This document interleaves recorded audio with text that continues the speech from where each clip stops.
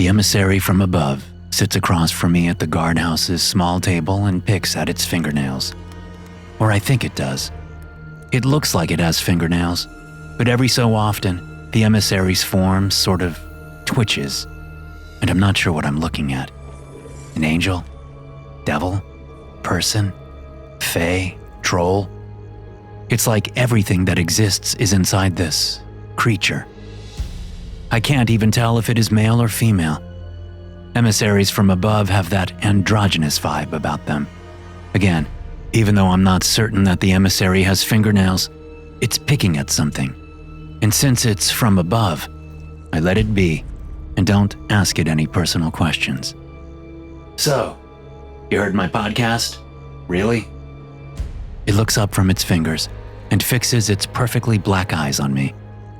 What I assume are wings on its back, even though I haven't seen them since they are folded neatly and compactly inside its cloak, flutter, and the smell of marshmallows and ancient glaciers fills the guardhouse. We all have, yes. Its voice feels like it spreads across all audio spectrums, including time and space. Also, it's a little hoarse, like it's been shouting at a football match for a couple of hours. It sounds like a preacher after delivering a fiery sermon. We are quite taken with your diligence. I look about my guardhouse. Diligence? With what? I exist in a space barely more than 6 feet squared.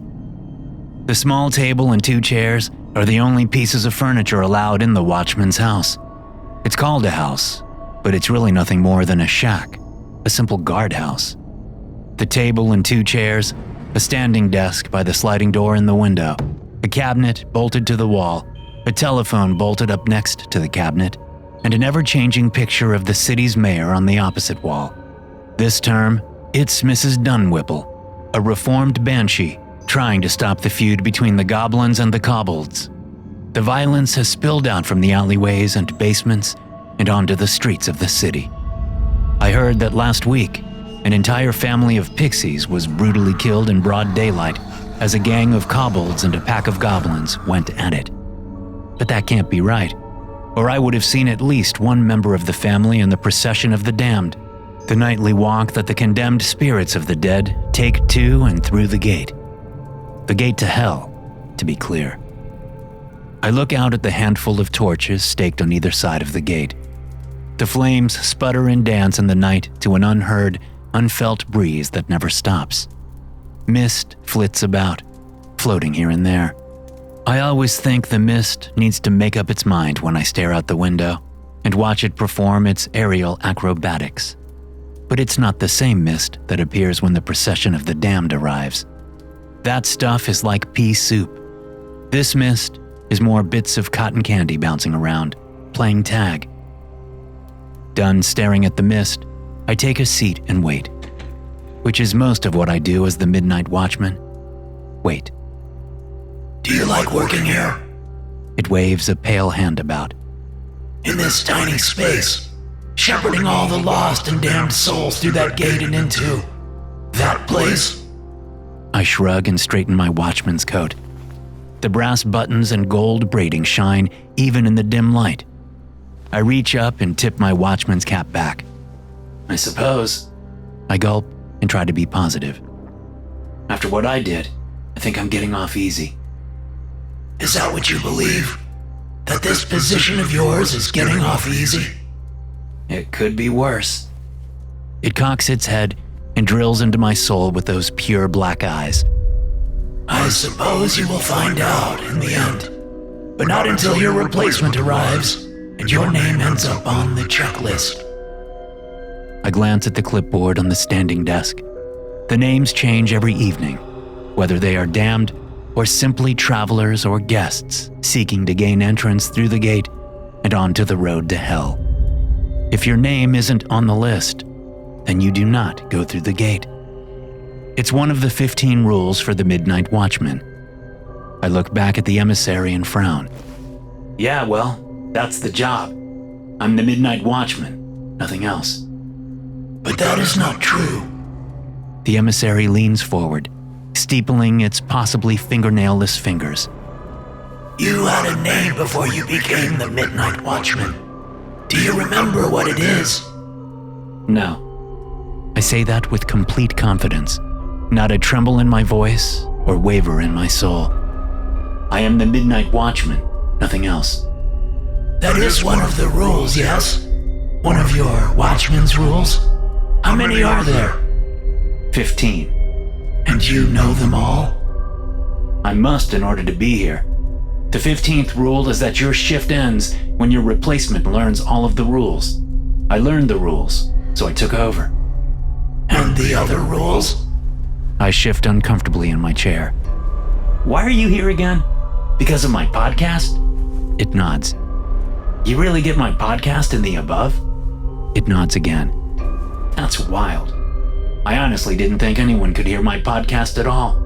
Mostly because the majority of the city doesn't have a device capable of playing a podcast. I believe there are exactly 6 computers in the whole city, and one of them takes up an entire block. We don't need computers or devices in the above to hear you, Watchman. Well, that's convenient. Not always. There's a noise from outside, and I stand up, going to the single window set next to the sliding door. By habit, my hand grabs the handle of the nightstick I keep by the door, my fingers instantly fidgeting with the leather strap dangling from the end. Outside, all I see, besides the mist, is the broken and cracked pavement of the road that leads to the gate. That damn gate. 20 feet tall and made of pure iron that can only be opened by me when I recite words that even I don't understand.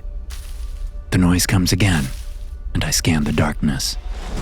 A scrape from across the street pulls my eyes to a stand of holly trees, their normally bright red berries the color of black blood in the darkness.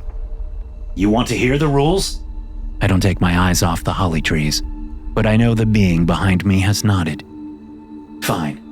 Here you go. I take a deep breath. 1 is, you are the Midnight Watchman and nothing else. 2 is never leave your post.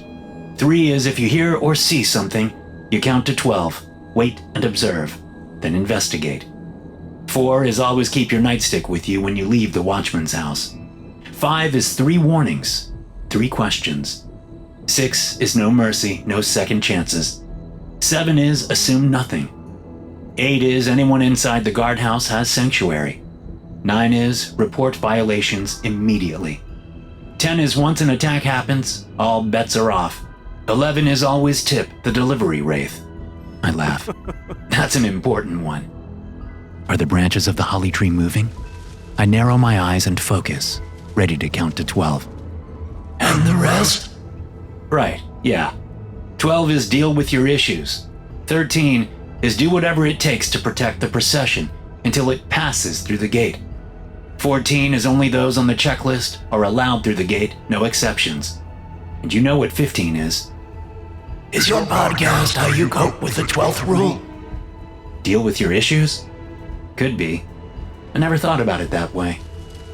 Yes, the holly branches are moving. Slipping the leather strap over my hand and wrist, I slide the door open and step outside, my nightstick gripped tightly in my hand. Whomever you are, whatever you are, knock it off, or there will be trouble. Don't make me tell you 2 more times. I count to 12. By the time I get to 8, a long snout appears, and a low, gruff voice interrupts the night's quiet. Hey, Watchman. Could I talk to you for a second? Show yourself first. Do not make me say it a 3rd time. I step out onto the cracked and broken pavement, my nightstick at the ready. Yeah, well, that's sort of the problem. It's a little embarrassing. Nice try, whoever you are. Now, when I tell you to step out of the holly trees this time, you will step out of the damn holly trees. If I have to come to you, embarrassment will be the least of your worries. Do I gotta? Yes. Crap. The branches rustle, and out steps a 6'4" werewolf with bright pink fur. How festive. The emissary's voice comes from directly behind me, but I don't turn around. I do sigh, though. A bit of advice, emissary? Oh, yes. I would love to hear your advice. Okay, then. Well, for starters, it's never wise to sneak up behind a watchman. I lift my nightstick without taking my eyes off the pink abomination in front of me. Even those from above are not immune to my stick. The emissary chuckles. That is a piece of wood. It does not frighten me. Yeah, that's just a piece of wood. The werewolf puffs out his chest. And you're just a watchman. The werewolf takes a single step toward the gate. I slam the nightstick down against the pavement, immediately adding a new crack. Lightning zigs and zags across the road, and the werewolf has to leap into the air to keep from getting fried. Hey, watch it! Impressive. I did not know they could do that. My apologies. It chuckles again. But I doubt it could harm those like me. Want to test that? My eyes are still locked on the werewolf, but I can tell from the fact that there's no chuckle this time that I got my point across. I'll let you complete your work. I don't hear it step back into the guardhouse, but I do feel an absence of its presence behind me. I get back to work. What do you want, Wolf? Yeah, so I'm going to Count Nargle's retirement party and, well, I forgot my invitation. You forgot your invitation? Like I haven't heard that one before. Which one is Count Nargle again? Then I look him up and down. And what's with the pink fur? It's the theme. Not exactly my personal choice. I frown and scratch my cheek with the tip of my nightstick. It smells like ozone. I shake my head. Then why were you hiding in the holly trees? Sure, you're pink, but so what? I've seen it all at this gate. Yeah. The embarrassing part is I have to have the invitation to get through the gate. That's not how it works. All you need is for your name to be on the list. He shrugs. That's not what the invitation said. The one you forgot. Well, more like lost. I take a deep breath and sigh again. Hold on, let me see what's up. I step back into the guardhouse, and the emissary is sitting casually at the table, its black eyes following my every move. How do you resolve issues like this? The checklist. I fetch the clipboard from the desk, then lean my head out of the guardhouse. What's your name? Brian Manchin. Okay, give me a sec. I scan the checklist and find his name toward the middle. Then I frown. There's an asterisk. What? I couldn't hear you. Is an asterisk normal? No, they're rare. How lucky I get to witness this. Yep, lucky you. I look at the bottom of the page to see the notation. A second asterisk is there with the note, "Must have invitation to pass," which is pretty much what Brian had said. My hand immediately goes to the phone. I pick up the handset, cradling it between my neck and shoulder. Hello, Watchman. Which department? Is there a department for pink werewolves? No. Disputes then, thank you. Connecting now. There's a series of clicks, followed by a low, pained moan, and then the phone is ringing on the other end. Disputes. Who the hell is this and what the hell do you want? You know who it is? I have a pink werewolf here named Brian Manchin. He's going to Count Nargle's retirement party, but lost his invitation. That old bastard is finally retiring. That's great news. He's been a thorn in our side for eons. Yeah, well, I don't really know the guy. Is there anything we can do for Brian here? His name is on the checklist. With an asterisk or you wouldn't be calling. Yep. No. No? I wait, but he doesn't answer. No what? No. There is nothing we can do for him. He has to have an invitation. But his name is on the checklist. Technically, I could let him through. Technically, you could shove that nightstick up your butt. You gonna do that too? I wasn't planning on it. Then there's your answer. So he's screwed? As you so eloquently put it before, yep. Well, thanks then. I tried. You did. You also wasted a bunch of my time, but who's keeping track? Definitely not you, Watchman. Yeah, I get it. But I wasn't crying wolf this time. Although Brian is a wolf. Werewolf, big difference, see ya. The phone goes dead, and I hang up, stealing a glance out of the guardhouse at Brian. That did not sound promising for the pink-hued traveler out there. No, it wasn't. And I almost broke one of my own rules. Your own rules? You have those too? Are they allowed? Seems like they are. God hasn't struck me down yet. The guardhouse is filled with a horrible wind, and hands grasp me, spinning me about.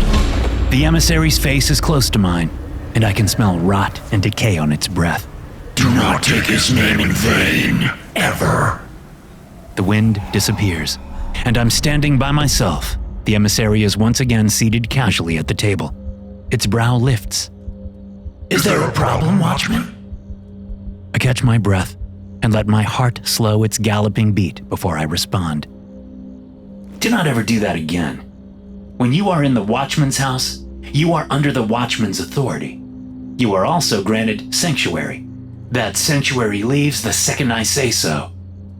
Is that one of your personal rules? No, it's part of the sanctuary rule. You learn this stuff by trial and error. Would you care to test me on this one? The emissary grins, and my blood runs cold. It shakes its head, never letting its cold, black eyes leave mine. You have been heard, Watchman. My apologies. Good. I pick up my nightstick and the clipboard and step out of the guardhouse. Now I have to apologize to Brian. I heard that. Brian frowns as I walk toward him. Apologize to me for what? You can't cross through the gate without your invitation. What? No. Will you double check for me, please? That's what I was doing. The disputes department isn't allowing it. I am sorry, but there's nothing I can do.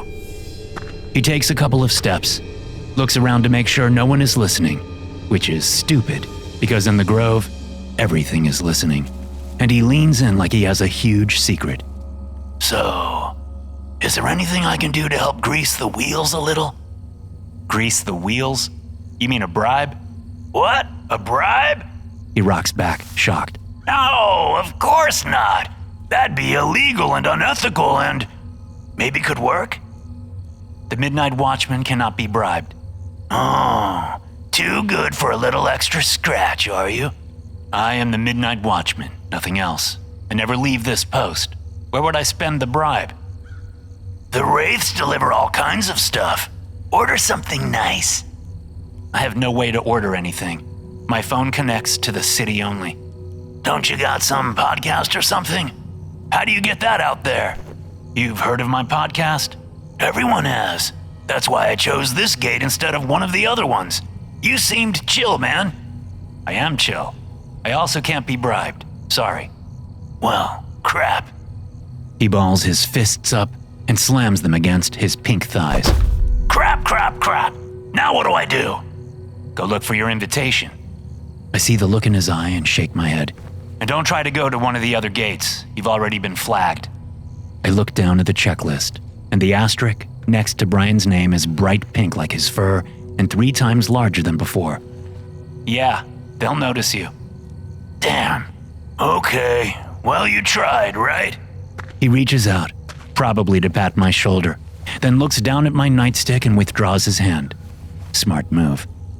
Sorry to have bothered you. Gonna go look for that damn invitation now. Good luck. Thanks. He walks down the road, back toward the city, and I watch him until he's lost in the misty darkness. When I step back into the guardhouse, the emissary is thoughtfully tapping its chin. I have so many questions. First, if that Brian fellow has heard your podcast, then it's being distributed. But how? I do not see one of those computer machines in here. Wraiths. I shrug, setting the clipboard on the desk and the nightstick next to the door. I take a last look outside and then slide the door closed. One appears as soon as I'm done recording. I open a middle drawer on the desk and pull out a couple of cords. I keep my gear in here. I record when I have the time.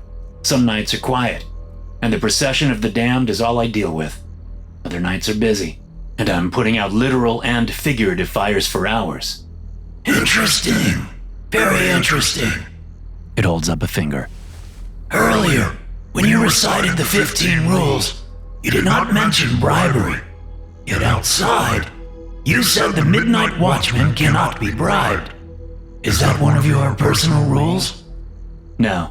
City ordinance and ethics regulations. Anyway, I was right. I can't spend it on anything. I get what I need when I need it. Well, most of the time. Oh, how is that? I take a glance out the window, see nothing worrying, and then sit down across from the emissary. Okay, I have my own 15 rules. I call them the 15 rules for a new Midnight Watchman.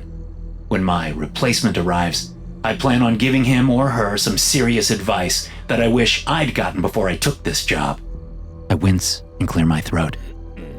Not that I took it. It was sort of forced on me. Because you poisoned your parents, and now you must answer for your crime, yes? I'd like to hear more about that after you tell me these 15 rules of yours. The subject of my parents is off limits. I say it in a tone that should make it clear that when I say off limits, I mean off limits. But with an emissary, you never know what they pick up on and what they don't. The 15 rules, please. Let us start there. After studying the creature for a moment, I nod. Sure. Can't see how it hurts. I can. Excuse me? That was a joke. If you say so. We sit in uncomfortable silence. The rules? Yeah, sure. Let me think. I haven't ever formalized them, just sort of had them bouncing around in my head. I wave my hand about. Not like there's much else to do around here. Other than your podcast? Yeah, other than that. I lean back in my chair and cross my arms over my chest as I think. All right. The first rule would be, don't cry wolf. Unless it is a wolf. Explain. Well, when I first started this job, I didn't have a clue as to what I was doing. I knew the 15 rules, but that was it. I had questions, so I made a lot of phone calls. Ah, I see. Most of the calls were pointless and wasted everyone's time. So I decided I wouldn't cry wolf again. Until an actual wolf arrived, that is. I turn and look toward the guardhouse's single window and think of poor Pink Brian. Most wolves are easy to deal with. They have a good deal of humanity still in them, even in wolf form. I look back at the emissary. But then there are the wolves who are truly horrible. The creatures out of tales and nightmares. The ones who are more beast, even when they are in human form. They take some care and handling. If they are on the list, then they are allowed through the gate. If they are not on the list, well, then they get the nightstick. The emissary nods. That makes sense. But what do you do when a real wolf shows its snout? Not a werewolf, nothing blemished by humanity. I speak of the true wolf. I snort a little laugh and shake my head. That's when I pick up the phone and call for reinforcements. Reinforcements? They send those? No, never. The gate is my domain and my responsibility. No help ever comes. Then why call? Rule 9. Report violations immediately. How is being a wolf a violation? Because they are never on the list. And because they never want to go through the gate. Oh? Then why do they show themselves at all? What is their goal? To eat the Midnight Watchman. Little girls in hoods and grandmas sick in bed don't cut it anymore. Neither does devouring the sun and moon. When they show, which is very rare, they hunger for a taste of the forbidden. Me. And that is a violation of the rules. To eat a Midnight Watchman? Sure is. But nothing is done. Because, technically, as I have been told, there is no violation until the wolf attacks. I can't actually report them unless I am savaged by the beast. Ah, a bureaucratic paradox. It steeples its fingers again. So very interesting. I chuckle. Not really. I am fairly sure that my punishment isn't guarding the gate. It is the bureaucracy I deal with night in and night out. Ah, but what about the day? Is there a midday watchman? No, I don't think so. Maybe? As far as I know, it's always midnight at the gates of hell. Temporally impossible, but hard to argue against, considering... It waves a hand toward the outside. Perpetual midnight is perpetual midnight. Although, through the Wraith grapevine, I have heard about other watchmen who work during the day. So maybe the other gates are different? I'm hopeful for an answer to this question. But the emissary doesn't take the bait. It's here to ask questions, not answer them. The wraiths. It shakes its head. Interesting creatures. They deliver your food, correct? Amongst other things, yes. And when is dinner time? When the wraith arrives with dinner. It grins. Of course. It twirls its hand. Continue. I would like to know the rest of your personal rules. Rule 2 is make requests as needed. I point down at my boots. I had a hole in the last pair for weeks before I summoned up the courage to call in a request for new ones. I roll my eyes. It was like a bureaucratic minefield, but I navigated it and got new boots. Now I know, if I have the patience to deal with it, that I can make any request I need to. Whether the requisitions department honors my requests is another matter. A simple rule. A solid rule. Good for you, Watchman. I can't tell if it's being genuine or mocking me, but I push on. Do you want to hear the third rule? Of course. Please continue. A noise I recognize comes from outside, and I hang my head. You're in luck. I'll show you the third rule. How so? I ignore its question and get up, my hand reaching instantly for the nightstick. Aren't you going to take the clipboard? Perhaps it is someone on the checklist. It's not. I open the sliding door. Stay in here. But I want to observe. Do so from inside the guardhouse. Whatever is out there cannot harm me. I turn and give it a sad look. You aren't in the above right now, so best not to make assumptions. Nothing on this plane can harm me. Yeah, well, I'd rather not find out that you're wrong. Not on my shift, not at my gate. I step into the night and point my stick at the emissary. Stay put. I could obliterate your very soul for your impertinence. You can try. Done with that conversation, I slide the door closed behind me. I don't have to turn around to know that the emissary's face is in the single window, watching me closely. So I shout over my shoulder. My third rule is, no one outside the house is your friend. Ouch, that hurts, Watchman. The sleek and sly voice comes from the shadows. Which shadows? All of them. I thought we had rapport, you and I. But it sounds as you have been humoring me all this time. We did have rapport, Aldous. Until you tried to kill me and take my soul. A shade must eat, Watchman. But you see the problem, right? Hard to be friends with a creature who wants to eat you. Only your soul, Watchman. I would never eat of your flesh. Disgusting. The distinction does nothing to help your cause, Aldous. We are not friends. Silence settles around us, and I wait.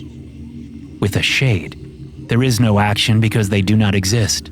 They are creatures of pure darkness and shadow, the remnants of a soul that has been long dead, but refuses to be quiet.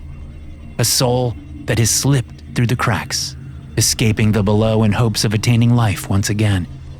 But that cannot ever happen. So they wander the hidden corners of the city, especially the Grove, hunting for souls to feed on so they can feel something, anything, if only for a few minutes. I wait, my nightstick at the ready. I don't bother to count to 12 or ask it 3 questions or give it 3 commands. I do none of the Watchman stuff because with a shade, it doesn't matter. They are outside the influence of both below and above. They are limbo incarnate, or not incarnate, depending on how you look at it. Aldous? Yes, Watchman. Go away. I'm busy. Yes, I can see that. An emissary from above has come to visit the Midnight Watchman. How very important you must feel. All I feel is tired, Aldous. Emissary visit or not, I have my job to do. How about you slither off and let me do that job? Slither off? Oh, Watchman, that was rude, even for you. My 4th rule pops into my head, and I nod. Yeah, it was. Sorry, I shouldn't have said slither. But you do need to leave. Now. Can't I just stay to watch the procession of the damned? Seeing all those poor souls headed towards their horrible fate cheers me up. Aldous, leave. Oh, very well. I'll come back tomorrow. tomorrow night. Maybe we can chat more when you aren't distracted by an emissary. I feel the darkness and shadows move in. Then the oppressive air lifts, and the darkness is just the darkness. The shadows, just the shadows. I wait a second, then turn and walk back to the guardhouse, sliding the door open with my nightstick. When I close it and set my stick to the side, I can see the puzzled look on the emissary's face. What? I take my hat off to scratch my head. Say it if you have something to say. You apologize to that thing. Why? The emissary's voice drips with disdain when it says, thing. I shrug. My fourth rule is to treat everyone equally. An admirable rule. One that the above would approve of. It holds up a finger.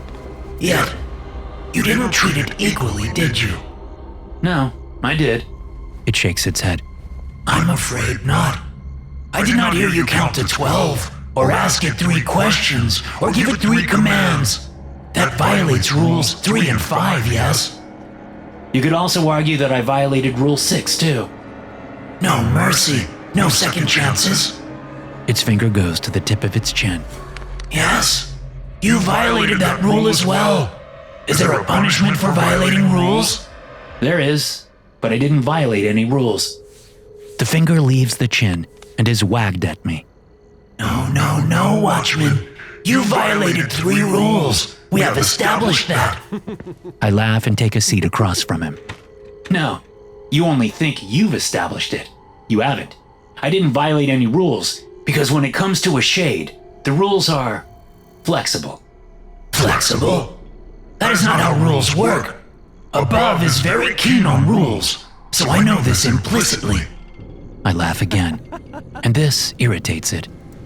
A twitch at the corner of its mouth gives it away. This isn't the above, emissary. This is the grove. This is the Watchman's house. This is the entrance to a gate into hell. You have to adjust your thinking. If I had given out warnings or counted to 12 or shown no mercy, what would have happened? That is a fair question. Please, tell me. I asked you. There is no way to answer that. Oh? Can't you use your powers over time and space to see what could have been? It watches me for a long moment. I let it. I've got time. Dinner won't be for another hour at least. Another twitch, and the emissary shakes its head. Perhaps I am mistaken. There's no perhaps about it. You're 100% mistaken. What did you see? It pretends to study its non-existent fingernails. Emissary? What did you see when you tried to scry into that shade's future? Its lip rises in a snarl. Nothing. I hold out my hands in a see gesture. There you go. Pure limbo. I could attack Aldous and probably beat him into a shadowy pulp that will leak through the cracks in the pavement and disappear. But it wouldn't matter. He'd come back. The darkness always does. It glares at me. You've tried before. Good guess. Its glare deepens. You could have told me that at the start. I do not like being played, Watchman. An emissary from above should be treated with full respect at all times. Yeah, well, that's not one of my rules or one of the Watchman's rules, so I'll do my best. I get up to lean against the wall and stare out the window, hoping for something to happen so I can get away from this annoying creature. But here we are. But what if you are wrong? About Aldous? I'm not. But what if you are? Don't you worry that maybe your punishment for violating the rules simply isn't being communicated to you? Nope. You seem so confident in your answer. That's my rule 5. I shrug. Be confident in the 15 rules. Ah, but which are you most confident in? The true rules? It leans forward. Or your personal rules? I don't answer and turn my attention to the night. Watchman, that was not a rhetorical question. It was, but that's okay if you can't tell the difference. It makes a noise between a growl and a huff. I'm getting to it. Good. You are playing a dangerous game, Watchman. I would advise that. Hush. Do not hush me. It roars and leaps up from the table. I am engulfed in its presence. All I can see and hear and feel is the power of the emissary as it towers over me. Its form suddenly 20, 30, 50 feet tall. I am a gnat, an insignificant worm at its feet. It would take nothing for it to obliterate my very existence. If I didn't have my nightstick. I jab the emissary in what I guess is its belly, and it shrinks back to normal size. Whatever magic it was using or pulling from are gone. The creature's black eyes look down at the stick still jammed in its gut. If you would remove that, please. You gonna be nice? I give it a little extra poke. It gasps and snarls, then nods. Good. I pull the nightstick away, and the thing relaxes, stepping back until it is seated at the table once again. Thank you. My attention returns to the outside. I hushed you because there are voices out there. Nasty voices. Voices I'll have to deal with. I needed it quiet so I can hear what they are saying. And what are they saying? I look over at the emissary and smile. Time to kill the Watchman. Oh. Yeah. Oh. Taking a deep breath, I count to 12, still hear the voices, open the door, and step into the night once again. The voices are coming from the other side of the gate, although I can't see anyone standing there. That's not unusual. Slightly alarming, yes, but not unusual. From the sound of it, there are 3 of them, possibly 4. We need to kill him now. Yes, before the master finds out. How will the master find out? I'll tell him. We're not asking for volunteers. It sounded like you were. You who? You're one of us, moron. You're the moron. Stupid face. Butthole. Turd swallower. What kind of turds? Does it matter? I believe it does. Imps. I hate imps. Okay, that's enough. I swing my nightstick as I approach the gate. You know I can hear you, right? The voices go silent.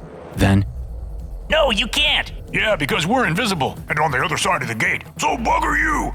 for all that is holy and unholy, I sigh. The gate isn't solid. Sound travels through it. And you are invisible, not silent. If you make sounds, they can be heard. I wrap the nightstick against the ornate iron decorating the gate. So just show yourselves and tell me why you want to kill me. More silence, followed by whispers. He's lying. Most definitely. You can't hear nothing if it's invisible. If what's invisible? Us, stupid. You're stupid. No, you're stupid. Guys! I call them all guys because I can't tell the gender of the imps.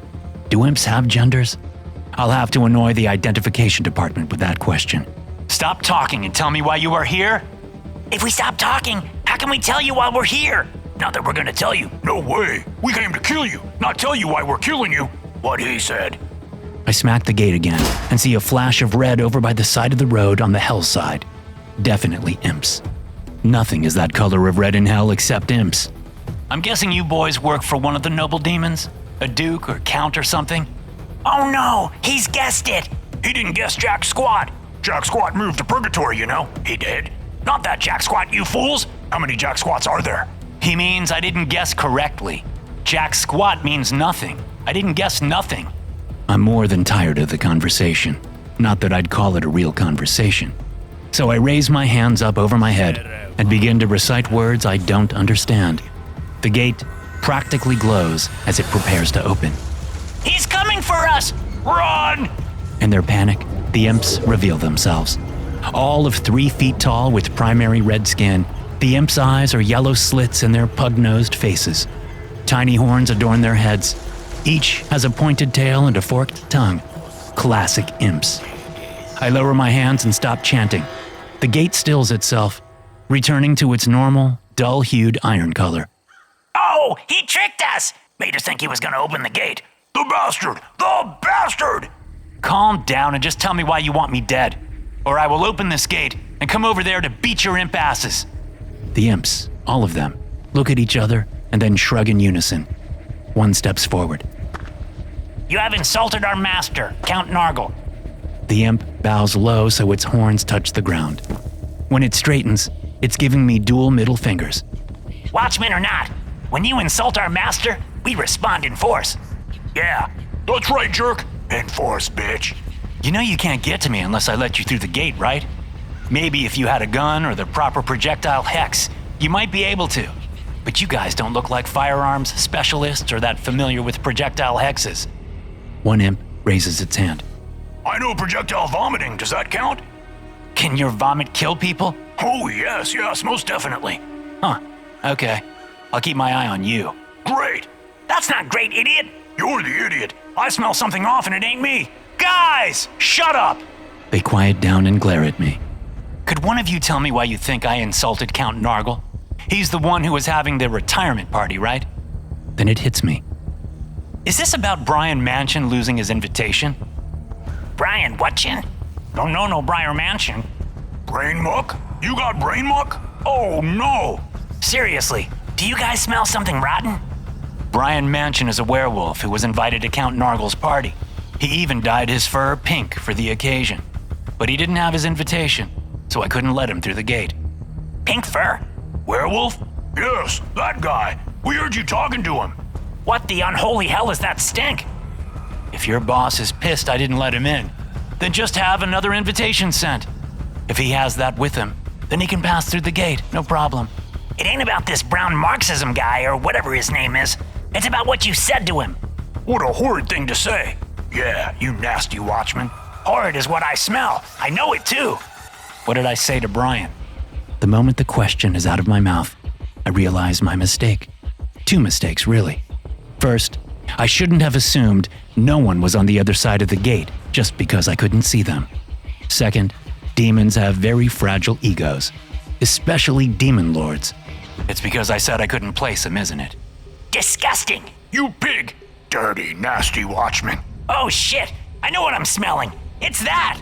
Hello, imps. The emissary is directly behind me. You four are looking rather plump and red this evening. An emissary. Kill it. Kill us before it does. What? No, you moron. The imps throw themselves at the gate, and the resulting blast of cosmic energy knocks me back a few feet, right on my ass. Interesting. The emissary walks closer to the gate. Stop! The emissary doesn't stop, just keeps walking, its hand outstretched, fingers ready to touch the gate. I said stop! I scramble to my feet, but I can't get there in time, so I do a very stupid thing. I throw my nightstick. It whooshes end over end toward the gate, then hits its target dead on. Wood meets emissary hand, and things don't go well. The emissary snatches back its hand and cradles its fingers to its chest. When it turns on me, its eyes are no longer black but fire red. You shouldn't have done that, Watchman. Oh shit! I sprint to the guardhouse, praying I make it in time.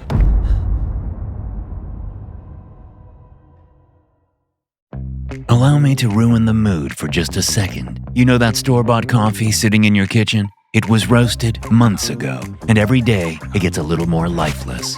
NoSleep coffee is different. We use specialty-grade beans, roast them to order, and ship them out fast. So what hits your cup is bold, rich, and terrifyingly fresh. Stop settling for stale coffee. Head to NoSleepCoffee.com and grab a bag roasted just days before it reaches your door. Be sure to use promo code NoSleep20 to get 20% off your first order. That's NoSleepCoffee.com, promo code NoSleep20.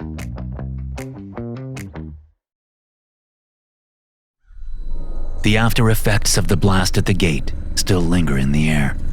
Sparks here, puffs of smoke there, the angry homicidal shouts of a pack of imps, and the roar of a raging creature that could be an angel, but who really knows? All in a night's work for the Midnight Watchman. Watchman! The emissary is still outside, thankfully.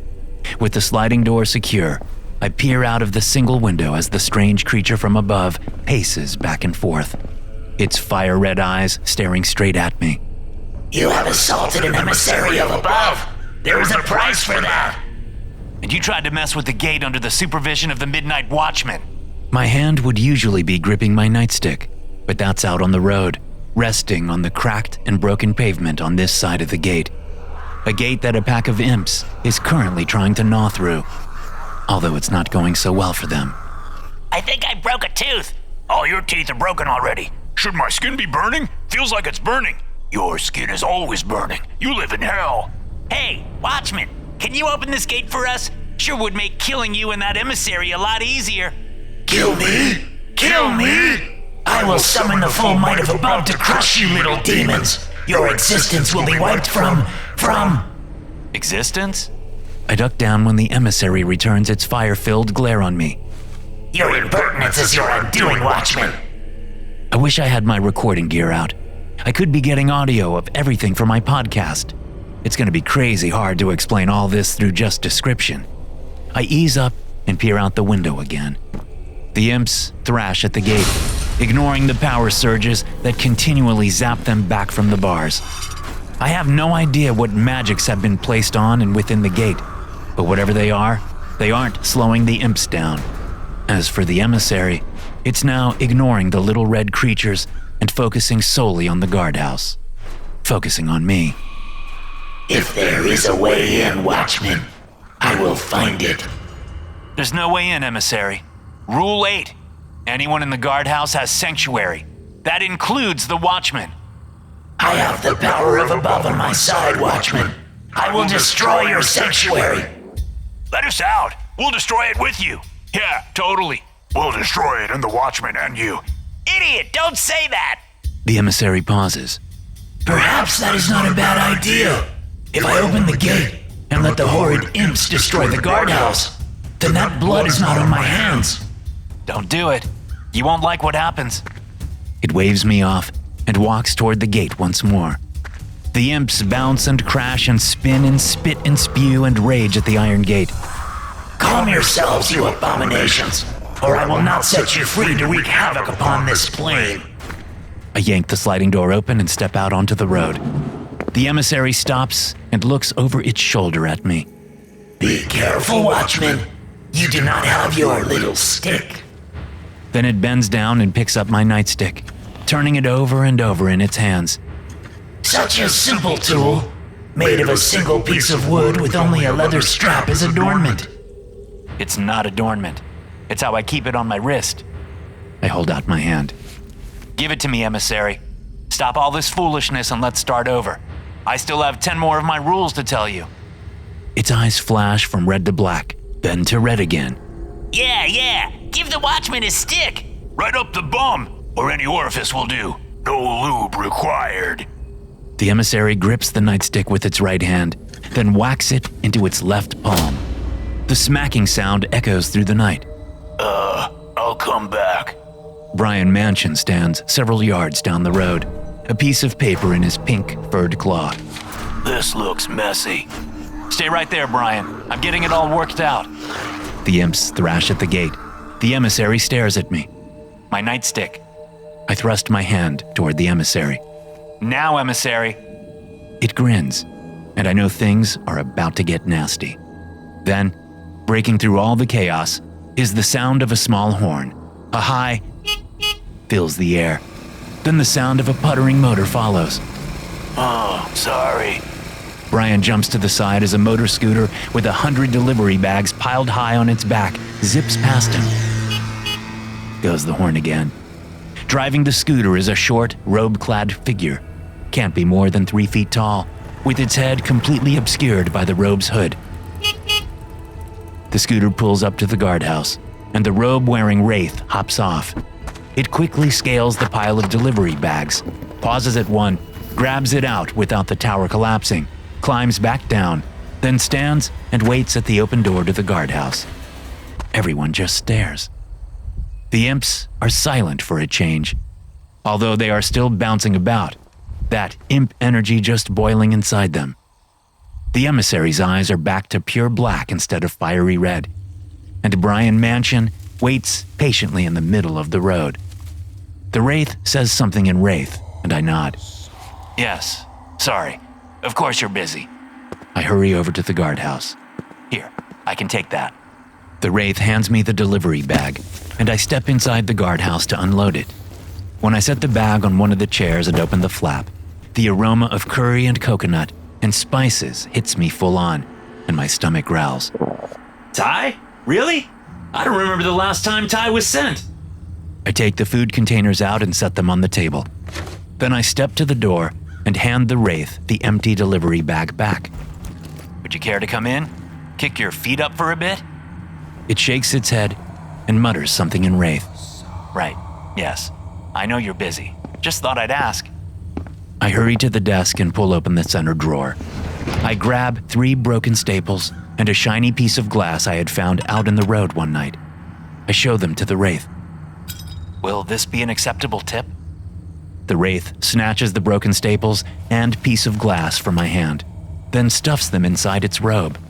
It nods once, hops on its scooter, gets turned back around, and putters off into the night. Did you say Thai is for dinner? Man, I wish I had some Thai right now. Hush! Don't tell them your weakness! Yeah, you fool! Idiot! It's not a weakness. I just like drunken noodles. The emissary steps closer to the guardhouse and lifts its nose to the air. Oh, the aroma of lemongrass and basil. It sniffs again, deeper this time. Coconut milk and chili peppers. Delightful. When the emissary reaches the guardhouse, it holds out the nightstick. My apologies for my behavior, Watchman. Those of us from above can be passionate when facing off with the denizens of hell. It bows low. Please forgive me. Who are you calling denizens? I think it's calling us denizens. What's a denizen? Who cares? I want to know what's up with the pink werewolf.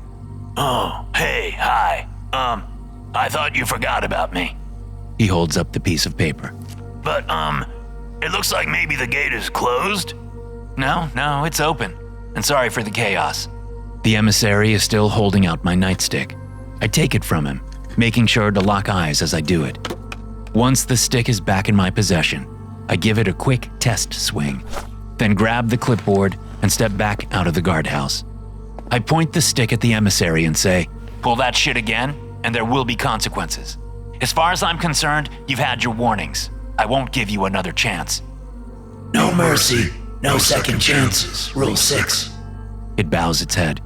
I will behave. Good. I walk past it and over to Brian. Let me see the invitation. He holds out the slip of paper, and I read it over. Looks legit. I check the clipboard and the asterisk is gone. Yep, all checks out. Let's get you to that retirement party, shall we? Retirement party? Oh shit, we're late. But we're supposed to punish the Watchman for not knowing who our precious Count Nargle is. We'll come back tomorrow and punish him. We have to get back, or the Count will exile us. The imps all scream and back away from the gate. Then they turn as one and scurry toward hell as fast as their little legs will carry them, their small bodies blipping into invisibility as they go. They could have waited for me. We're going to the same party. I walk Brian to the gate and shrug. Imps, what are you going to do? When we're in front of the gate, I raise my arms over my head and recite words I do not understand. As soon as the gate starts to open, I step to the side and gesture for Brian to continue. Are you coming back tonight or staying over? Doesn't matter either way. I just want to keep a lookout for you. I don't know. I have to see what kind of party it is first, if you know what I mean. I don't, but have fun. He smiles and pretty much skips through the gate. Once he's on the other side, I repeat the incantation, and the gate shuts with a loud clang. I watch Brian walk down the dark road and into the pits of hell. Well, not that I can see the pits from here, but the road only leads in one direction, so he'll get to the pits eventually. One day I'll get there myself, not exactly looking forward to it. A shiver runs up my spine, and I spin around, my nightstick up. But the road is empty except for the perpetual mist blown about by the always present, not really there breeze. The light of the torches next to the gate casts my shadow up the road, stretching it and stretching it, until I fear it'll snap away from my body and never return. Watchman, the tie is getting cold. What's out there? Something is. I know it. I can feel it. Watchman? The emissary acts as if it didn't just try to destroy me. I suppose when you have the sort of power that it does, a moment of horror for others barely registers. Shall we get back to discussing your personal rules while we eat? Be right there. I move away from the gate and walk up the road, my eyes scanning the surroundings, looking for the source of my unease. There's an evil present, but not a capital E evil. Just a normal evil lurking about.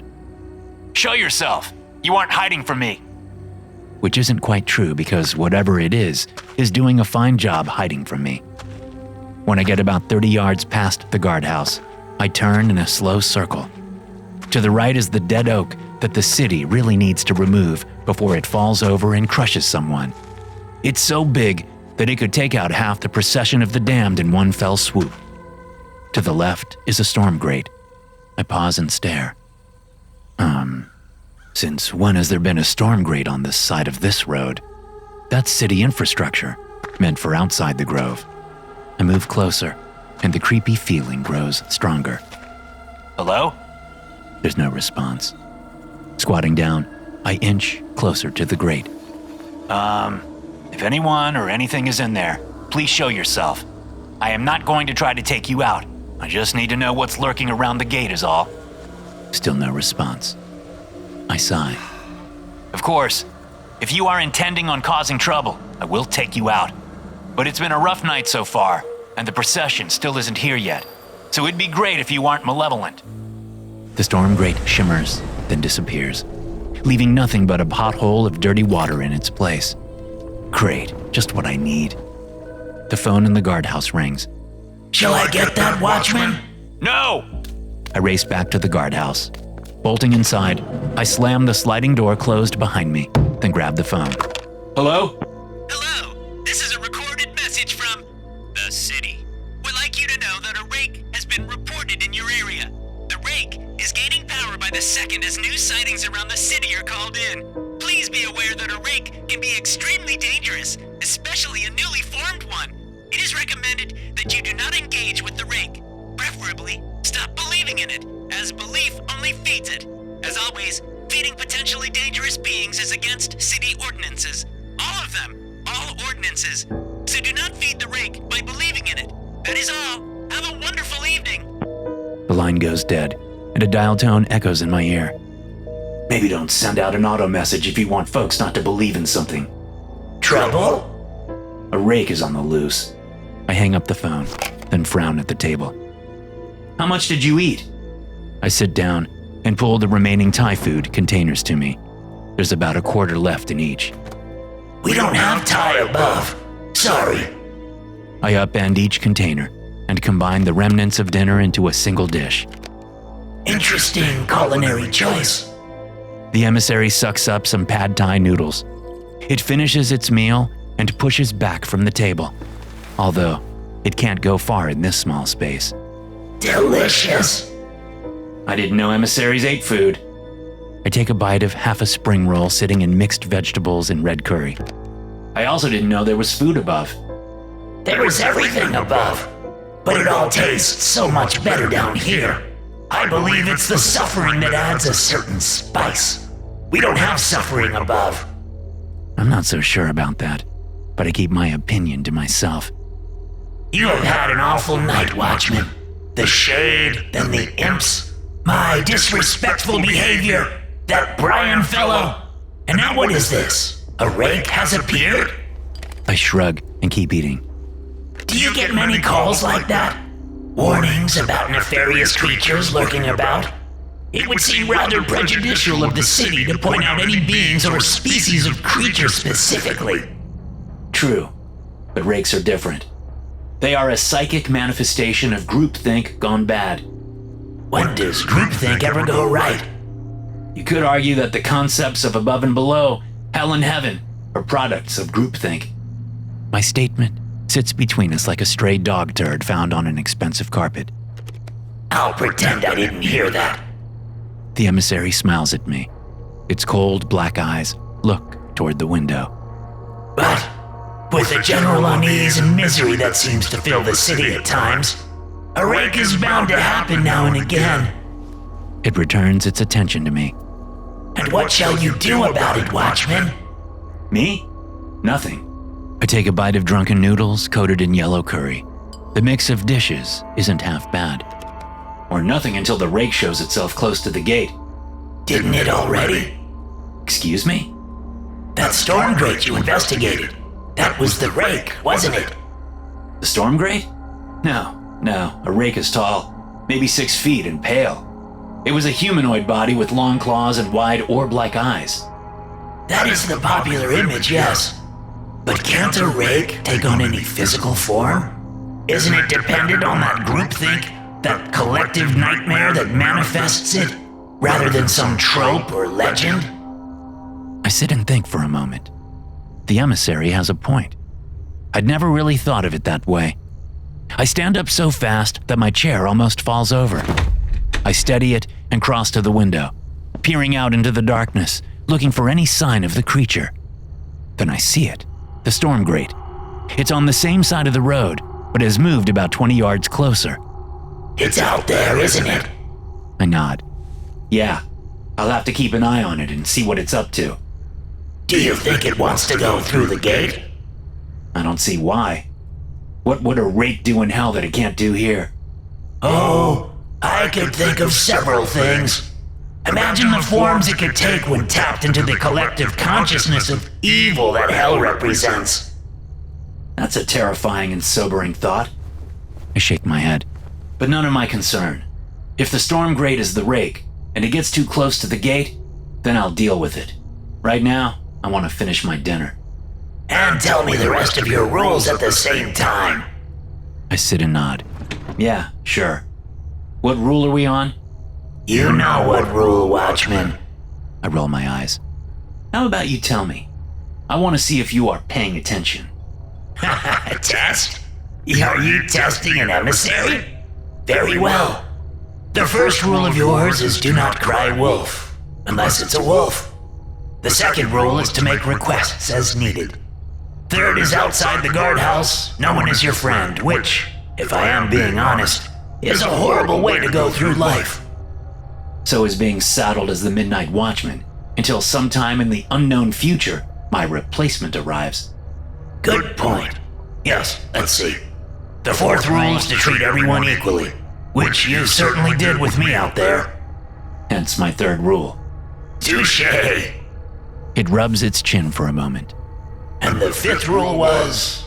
It snaps its fingers, and bells chime far off in the grove. Be confident in the 15 rules, which I have to say, you have exceeded at. It smiles at me, and I try not to shiver. What is the sixth rule? Invite a wraith in every once in a while. A wraith? The delivery creature? Why do that? Wraiths work their asses off around the city. They deserve a break too. The emissary thinks on this. I watch its features twist and change as it works through what I said. But, do they? Isn't a wraith's lot in life to serve and deliver? I don't know, but it can't hurt to offer them a chance to kick their feet up and rest for a minute. The emissary nods. Perhaps. Disagree all you want, but I've gotten to know the wraiths pretty well. A good tip and a kind word go a long way. Hard to argue with that. Now what is the seventh rule? Size doesn't matter. It all can kill you. No truer words have been spoken. The sheer volume of tiny killers on this plane is staggering. The volume just around here in the grove isn't exactly light. I can only imagine. Stick around long enough, and you won't have to imagine at all. The little deadlies will show themselves eventually. They always do. Do you speak of the wee folk? The dark fairies and murderous brownies? I shrug. All of those and more. But the rule goes both ways. I never assume that just because a giant wanders down the road, it's here to crush me. Sometimes giants get lost and just need directions. Your fourth rule in practice. I shrug again. Equal means equal. There's a scrape and thud from outside, and I whip my attention back to the window. I begin my 12 count. We're getting too close to the time of the procession of the damned for me not to take every slight disturbance seriously. The storm grate has moved again. Excuse me. I grab my nightstick, open the door, finish my 12 count, then call out. Reveal yourself, rake! I stare hard at the storm grate. It shimmers slightly. As I take a step toward it, the storm grate shifts about 6 inches, moving closer to the iron gate. No. I point my nightstick at the storm grate. You will stay right there. The shimmer happens again, and this time a face appears in the storm grate's gap. Horrible, horrible eyes watch me, unblinking. A long, bony hand slides through the grate, turns, and curls a finger, beckoning me closer. Nice try, but I cry out as my left foot, then my right, each move a step closer. The finger continues to beckon. My feet continue to obey. No, this can't happen. The finger beckons. My feet move. I know that if I reach that hand, that storm grate, that thing within, then it could all be over. I've never dealt with a rake before, so this is unknown territory. But I'm the Midnight Watchman, which is no small thing. Watchman, do you need assistance? No, stay where you are. I have this. I don't, but the last thing I need is another variable. And for all I know, this rake knows the emissary is in the guardhouse and is trying to draw it out. It's a long shot, but these are the things you have to think about when you guard a gate to hell. The second I'm close enough, I strike the hand with my nightstick, which is possibly what it wanted me to do, because when the wood hits pale flesh, a second hand shoots out and snatches the nightstick from my grasp, pulling it down into the storm grate. Hey! I dive to the ground after my stick, but it's gone, out of sight. I grip the storm grate and pull hard, lifting the metal away from the hole itself. Without thinking, I jump inside. I must be falling for hours before I slam to the bottom. Putrid liquid swirls around the ankles of my boots. What little light there is above barely filters down. I'm almost blind. Pain erupts in my right side. I've been struck by my own nightstick. Pain in my left side. Pain in my right thigh. Pain in my right knee. My left shoulder. The middle of my back. Over and over and over. I'm struck, sending splashes of agony traveling through my body. Give me my nightstick back, and you will be allowed to live, rake! Pain in my left temple sends me down on one knee. My trousers are soaked through instantly. The stench of sewage and death fills my nostrils as the fouled water splashes up at my face. One more chance, rake! This time, I hear the whistling of the stick as it swings through the air. I duck and roll, sending waves of filthy water flowing in all directions. When I come up onto my feet, I stand tall and level a right haymaker at the spot where instinct tells me to. My fist lands against solid flesh, and a startled grunt echoes around me. I don't settle for just one hit.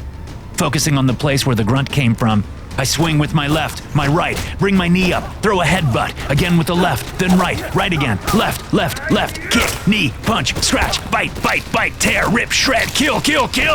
Just die! I'm bloodied and exhausted, but the thing at my feet has it way worse. Stay right there. I rummage through the muck with my hands until I find my nightstick. I pull it from the disgusting water and wipe it on my also disgusting coat. Then I point the stick at the fallen and quivering pale form at my feet. I warned you. I use both hands to grip the nightstick and strike until my shoulders burn, and it's hard to lift my arms. There isn't much of a form left at my feet anymore. I give it one last stomp with my boot. The illusion pops, and I'm standing on the road, not down in some storm drain. A dead rake lies at my feet. I know what comes next, and wait until the body dissolves and the liquid seeps through the cracks and broken pieces of pavement.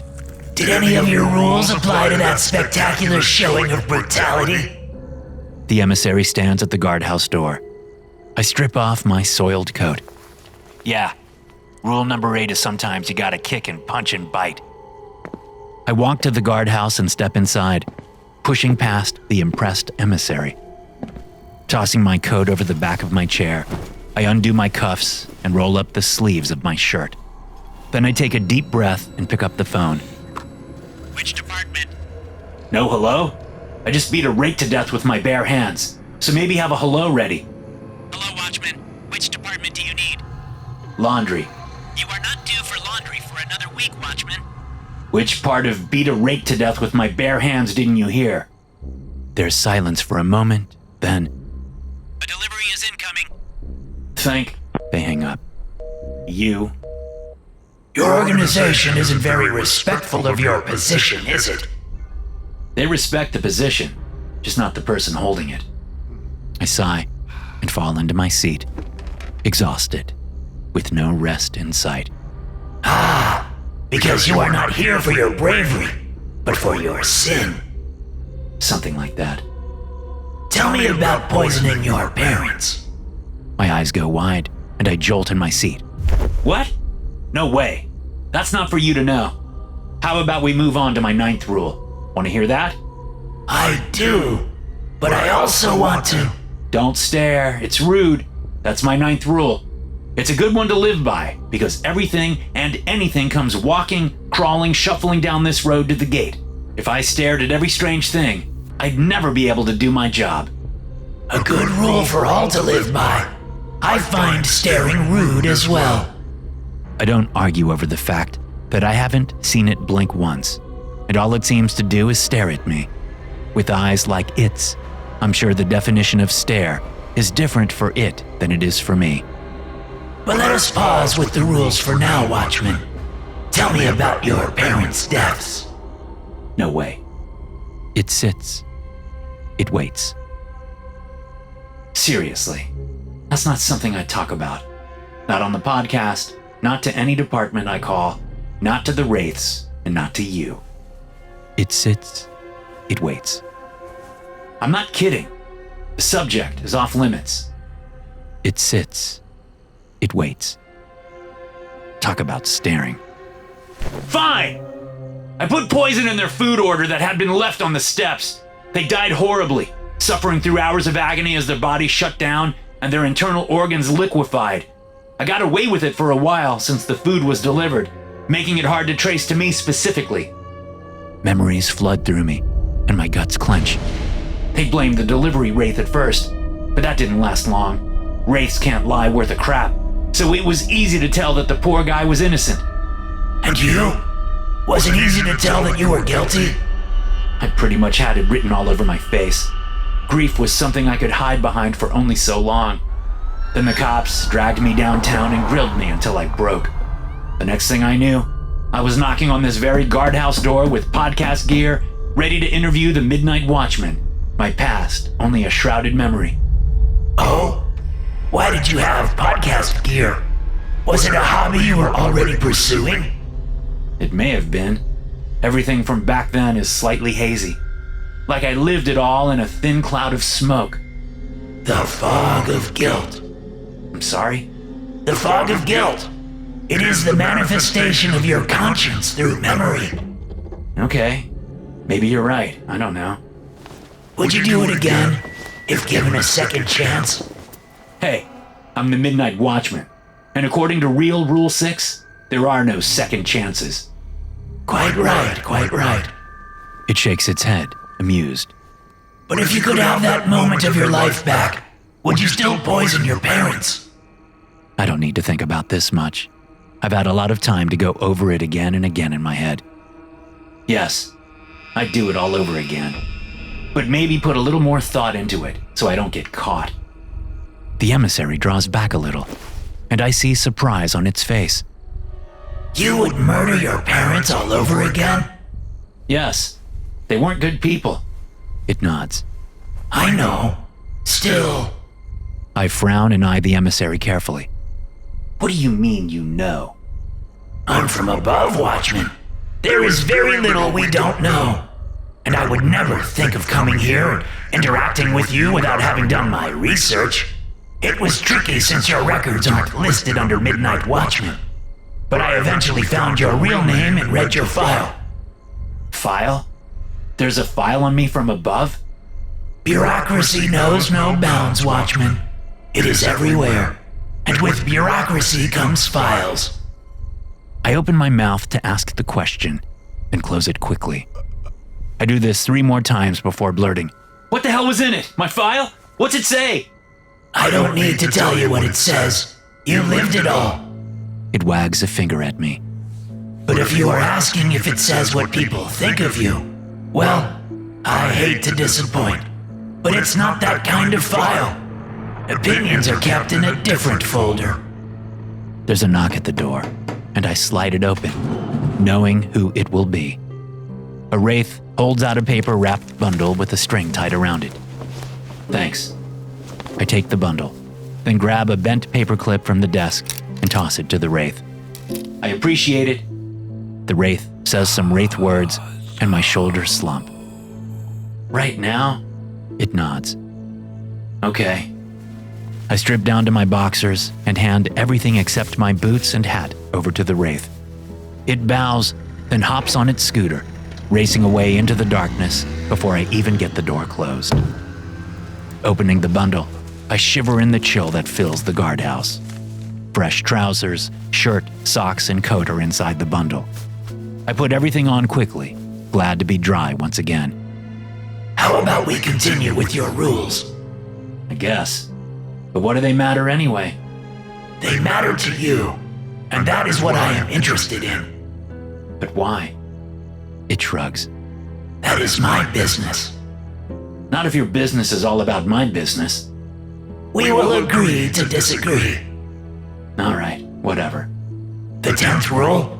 What is your 10th rule, Watchman? That's easy. Drink lots of water. Drink water? That's your 10th rule? Lots of water. You are being serious. It's a good rule to live by. That I won't argue. But why is it a personal rule? How does it help you with your job? Water is life. And around here, anything to remind me of life is a good thing. And proper hydration makes me a better, stronger watchman. It studies me for a moment, then bursts out laughing.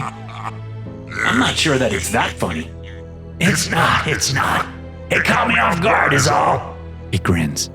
No pun intended. The emissary is relaxing around me, and I'm not sure if that's a good thing. Drink lots of water. They will love that. Huh? Who will love that?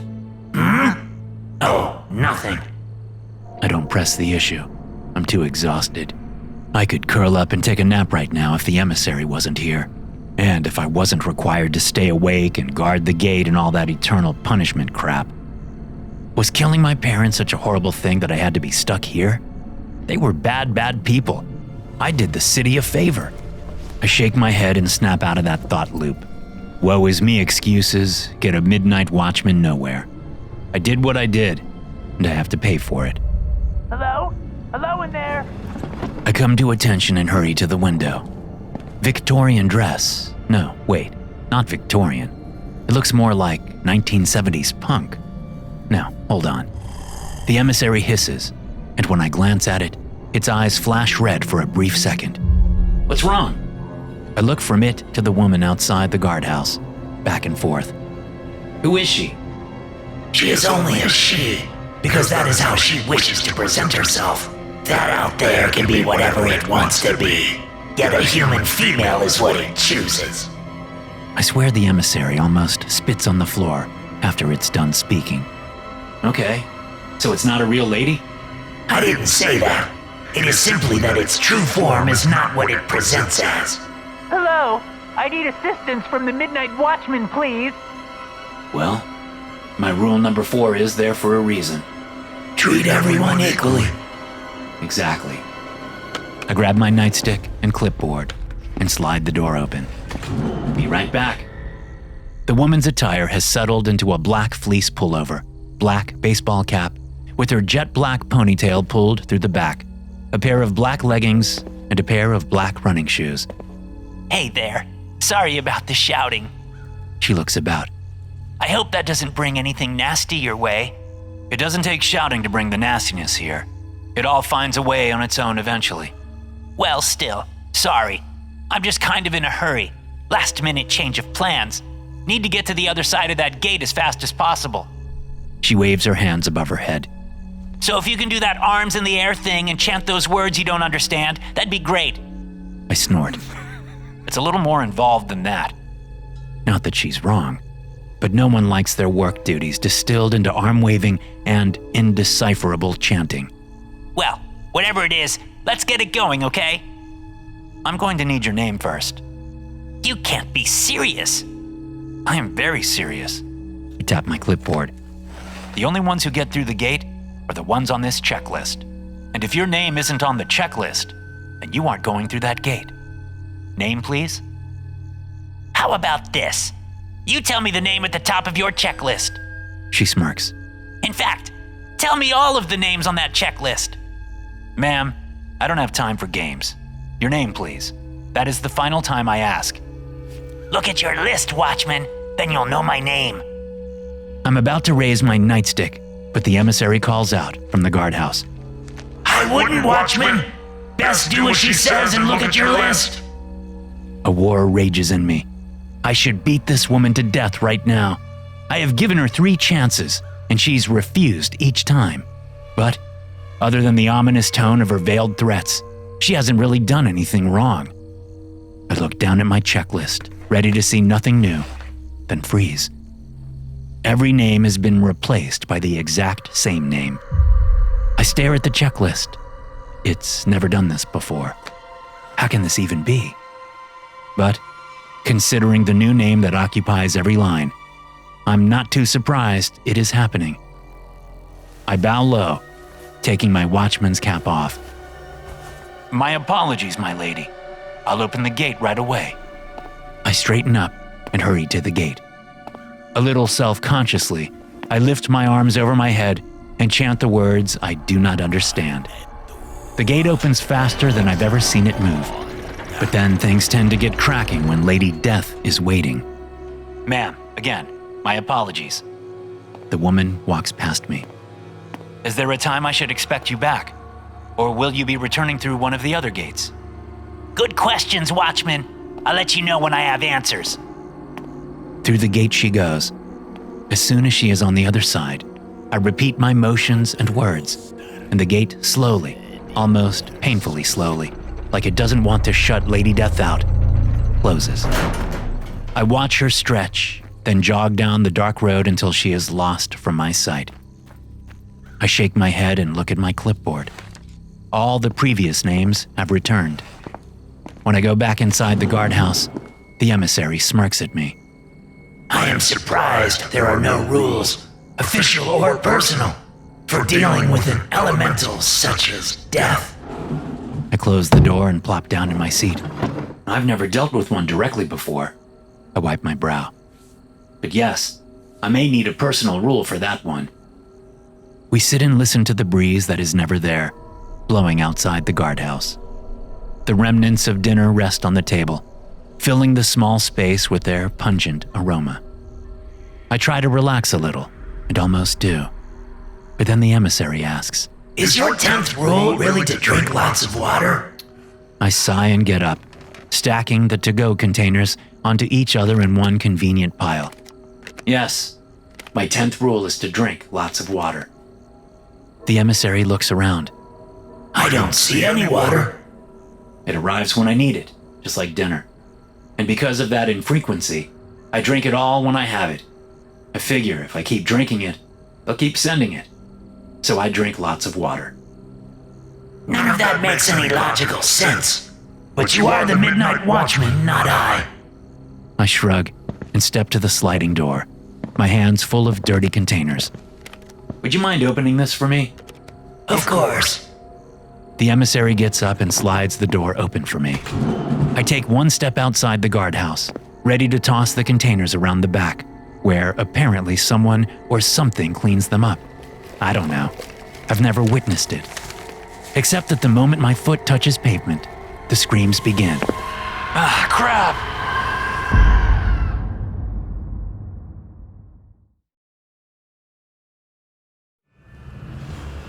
The dirty to-go containers tumble from my grip as the screams echo through the night. My hand instantly reaches back inside the guardhouse for my nightstick. I look at the emissary. Stay here. I'm hardly in any danger, Watchman.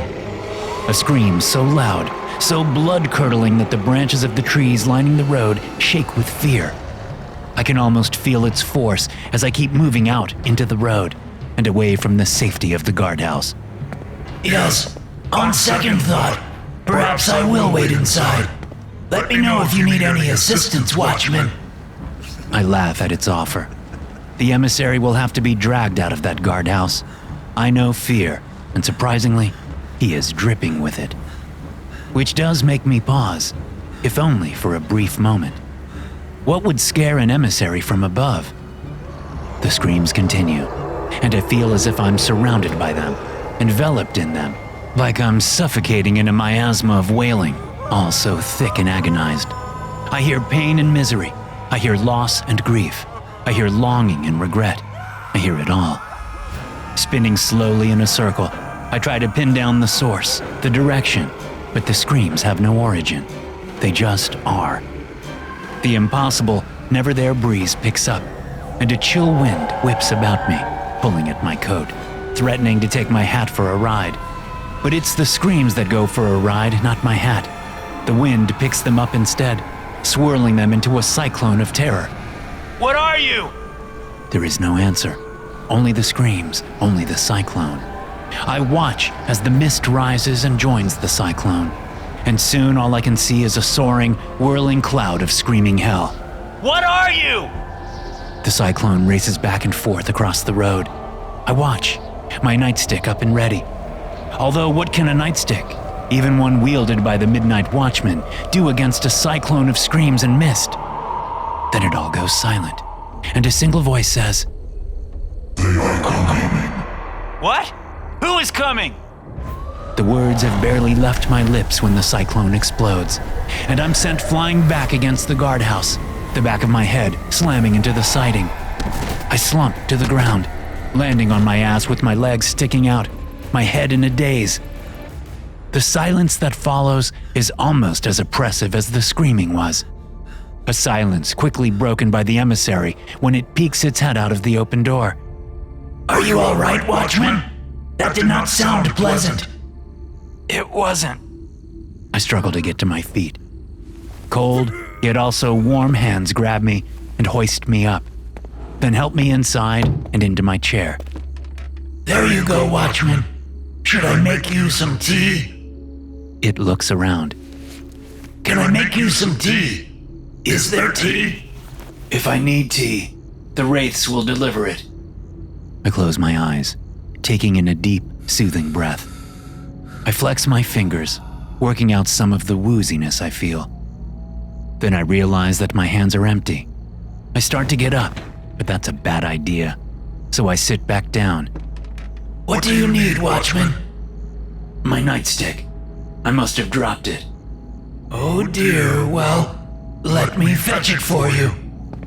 The emissary hurries out of the guardhouse. I hear a small gasp. When it returns, I see the look on its face first. Then I see what it's holding. Has this ever happened before? The emissary holds out the two halves of my nightstick. I try to respond, but my mouth has become so dry. I could use some water, which makes me laugh, but the laugh dries up quickly. I didn't know it could happen. I better order a new one. I stand up and have to hang onto the back of the chair to keep from tumbling over. Whoa there, Watchman. Sit back down. Wait a few minutes, get your bearings, then call for a replacement. Nope. I stumble to the desk when I lean hard and take several deep breaths. Rule number 11. We can forget the personal rules for now. Your well-being is more important. Please, Watchman, sit back down. Rule number 11 is that procrastination is not your friend. If something needs doing, then just get it done. I reach out and pick up the phone. What department? My nightstick broke. A confused quiet fills the line then. I'm sorry. Did you say your nightstick broke? Yes. Oh dear. Please hold. Grating, sickly sweet saxophone music fills my ear, and I feel like I'm going to puke. Although it may not be the hold music's fault. I probably have a mild concussion, but the hold music isn't exactly helping matters. Watchman, we are having a hard time locating a replacement nightstick. It could be a while before we can get you a new one. How long are we talking? I look out the window at what is now a calm and normal road. Well, as normal as anything is around this place. An hour? 2 hours? Yes, well, the procurement department is saying it'll be a little longer than that. A day? I can't do my job without my nightstick. I'll be unarmed out there. My eyes fall on the clipboard and the checklist of names. I can't protect the procession of the damned without a nightstick. And we here understand all of that. Okay. So when do I get a new one? 2 days? 3? A week? It better not be a week. Procurement says it'll be 1 or 2, decades. Decades? Are you insane? Or centuries. They wouldn't narrow down a precise time, so it could easily be centuries. Centuries? Centuries? Calm down, Watchman. There is no need to shout. We all have our jobs to do, and procurement is trying very... I hang up, Rule number 14. my back to the emissary. My voice full of barely contained fury, I say, Is that city employees are self-serving, useless pricks. Bureaucracy. What can you do? apparently nothing. I stumble back to the chair and take a seat, my body feeling like it's been run over by a truck or 2 or 3. And just as I get settled, a vibration comes up through the floor, through my boots, up my legs, and into my tender, throbbing skull. An earthquake? You feel that too? How can I not? I shake my head. No, we don't get earthquakes here. I sigh and get back up, hauling my ass out of the chair and over to the desk once more, where I can lean and look out the window. The vibration grows stronger. Not natural ones, at least. Whatever is making the ground shake is big, really big. I hold my hand out. Hand me my stick, please. It's still broken. I know. Hand it to me. The emissary hesitates, then places the 2 halves of my nightstick in my palm.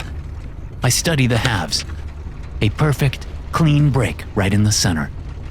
I take the half with the strap in my right hand, slipping the strap over my wrist, and the other half in my left hand. I take the left half and slide the guardhouse door open with it. That's when the screaming starts up again. But it's different this time. It's not coming from everywhere, not coming from a horrid cyclone. No, it's coming from one single direction. The gate. Looking about, scanning for threats, I step out of the sanctuary of the guardhouse. Nothing comes for me. My palms are sweaty, and I grip the nightstick halves as tight as I can. The vibration is getting stronger. So is the screaming. Slowly, because my head does hurt like a bitch, I walk over to the gate. The iron bars and ornaments begin to rattle, and the gate rarely rattles, which just adds to my worry. I step close to the gate and study the hell side of the road. The usual dead trees sway in the wind. Leaves tumble back and forth. I see nothing out of the ordinary other than the screaming, which is gaining in volume even more. The screaming breaks up into individual cries and shouts and yells. The screams are still there, but now they are no longer the most dominant part of the cacophony. The vibration is changing as well. It's not an earthquake or the footfalls of a giant, although that's not too far off. It is footfalls, yes. Just a whole hell of a lot of them. Anything? The emissary is still in the guardhouse. It's definitely not as adventurous as it was earlier in the night. Not after the whole debacle with the imps. Stampede! I point through the bars with my left stick. And it's heading this way! Stampede? Of what? From the feel and sound of it? Everything! Oh, that is not good. No, I wouldn't put it in the good column. Right now, it's in the get ready to crap your pants column, but that's the job. A job that is missing one important element. A working weapon. Maybe I have 2 weapons now. I look down in my hands and grimace at the smaller sticks. Maybe. What is the protocol for this, Watchman? Should we barricade the guardhouse? No, the gate will hold. I see movement far down the road on the hell side. A lot of movement. A wave of movement. The screams and cries and shouts and yells get louder and louder. All I can do is stand my ground and wait for it all to arrive. My eyes drift to the gate's hinges, 4 on each side. I have never learned the origin of the gate or the others in the grove, but whispers and rumors here and there have told me that the gate was either forged by God, Satan, a bunch of coked out trolls, 3 giants and a unicorn, or, and this one is most likely, knowing the city, the lowest bidder. I'll take every scenario except for the lowest bidder. but my 14th rule is rarely wrong, so... Dear Lord, let it hold. Oh, I've already got an expedited request heading above, don't you worry, Watchman. If there is an extra miracle hanging around up there, it'll be sent our way. Extra miracle? Is there a finite number? Always. I wait for more, but it doesn't elaborate. Great. Well, maybe we'll get lucky. The roar of cries and screams and shouts and bellows continues growing as the wave of things on the hell side races toward the gate. That is a lot of demons and imps and creatures of darkness. Are you sure this gate will hold? I glance over and see that the emissary is at the door. Yes. But I'm not sure. Not sure at all. I peer through the gate down the road and can make out individuals. Demons, devils, humans, various cryptids, ghosts, ghouls, goblins. So many lost souls charging toward me. My eyes go to the hinges once more. Is that rust on one? Does a bolt on another look loose? Is 4 on each side really enough? I mean, there are things the size of skyscrapers living on the hillside. You'd think an investment in multiple, extremely sturdy hinges would have been a priority. Oh yeah, this was built by the lowest bidder. A 30-foot, slimy, slithering reptile creature is in the lead of the massive mob of hellish denizens. It zigzags directly for the gate. Open up, Watchman! Save us, please! Not what I expected to come out of its mouth. You must be on the list. All of you must be on the list. Which is when I realize I don't have my clipboard. Emissary, I need the checklist, now! There is no response. Emissary! Still no response. Are you kidding me? Without taking my eyes off the mob of monsters about to storm the gate, I back up to the guardhouse and rap my knuckles on the door. Emissary, hand me the clipboard! Silence. I push the door open and take a quick glance inside. The emissary is not there. The guardhouse is empty. Damn it! I find the clipboard, shut the door, and return to the gate. I let the half a stick dangle from my wrist by the leather strap as I read the checklist. No one is scheduled to return from the hellside tonight. The only names are ones I assume will be part of the procession of the damned. This is about to get very, very messy. Stop! I wave my arms over my head. You cannot pass through! The Watchman has his arms up. He's opening it now. Cheers erupt from the rest of the mob, which lessens the screams and yells and bellows, but does nothing for their plight. They aren't getting through the gate. I hope not, at least. I lower my arms and hold out my hands instead, thinking maybe a placating gesture will get my message across. No! No! I am not opening the gate! Did he say he is or isn't opening the gate? The question comes from a mutilated, half-eaten, and rotting unicorn. What's left of its horn falls off and is trampled under its bloody, cracked hooves. He's opening it, right, Watchman? You are opening the gate? No, damn it! I am not opening the gate! The creatures in the lead all try to come to a stop, but the mass of the wave behind them is too great, and they are lifted up off their feet as the mob continues to race directly for me. Stop! Please stop! Nothing stops. The wave of hell creatures pushes forward. That's when I feel the air behind me change. I risk a glance over my shoulder and see thick mist begin to form at the far end of the road on my side. Oh no. The procession of the damned is here. I read the checklist and gulp hard. 214 names. It's a larger than usual procession. I have maybe 5 minutes before they reach the gate, and when they do, it'll need to be open. Except I also have a wave of hell aiming straight for me as well. There's a physics rule about two forces coming together, but I can't think of what it is. All I know is my night is about to take a turn for the worse, which is really saying something. I shake off my fear and get back to work. Turning to the thickening mist, I shout, Please stop! Stay where you are! If you can hear me, come no closer! The first figures breach the edge of the mist and walk toward the gate. Soon, dozens of other figures, all in neat columns and rows, appear. The road is filled from side to side with the damned, souls who have perished in the city and owe a debt or have committed a grave sin or are just really awful, nasty people, slowly march their way across the cracked and broken pavement. They aren't stopping. I turn to the gate. Nope, those beasts aren't stopping either. I notice that the impossible breeze that isn't there and never stops has, in fact, stopped. I don't blame it. I want to be gone from here too. What do I do? What do I do? If I open the gate, then I risk the hell mob crossing over to this side, which cannot happen. If I don't open the gate, then the procession will... I don't know. I've always opened the gate. Will the procession stop? Will they keep marching and crush themselves against the iron bars? And what if I open the gate and the procession and the mob reach it at the same time? Will they collide? Will the hellside part and allow the procession to pass? The Watchman's 9th rule pops into my head. Report all violations. But a violation hasn't occurred yet. And like they said earlier when I called, don't call until there's a violation, which fits my personal rule of not crying wolf. Except this isn't crying wolf. This is crying possible apocalypse. Then another of the Watchman's rules comes to mind, and I know my course. Rule 13. Do whatever it takes to protect the procession until it passes through the gate. I take a deep breath and sprint toward the procession.